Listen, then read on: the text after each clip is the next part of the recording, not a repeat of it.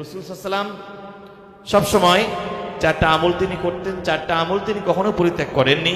সে চারটা আমল হচ্ছে আন হাফসা রাদিয়াল্লাহু তাআলা আনহা ক্বালাত আরবাউন লাম ইয়াকুন ইয়াদআহুন্না নবী সাল্লাল্লাহু আলাইহি ওয়াসাল্লাম সিয়াম ইয়াউমি আশুরা ওয়াল আশর ওয়া সালাসাতু আইয়ামিন মিন কুল্লি শাহরিন ওয়ার রাকাতাইন ক্বাবলা আল গাদাতি।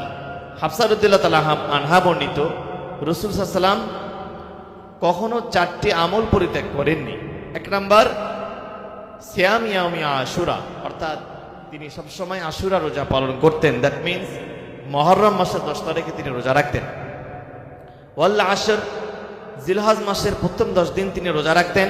3 নম্বরে রাসূল সাল্লাল্লাহু আলাইহি ওয়াসাল্লাম প্রত্যেক মাসে ওয়া সালাসাতু আইয়ামিন মিন কুল্লি শাহরিন, প্রত্যেক মাসের 13, 14 এবং 15 তারিখ অর্থাৎ আইয়ামে বীজের রোজা তিনি রাখতেন।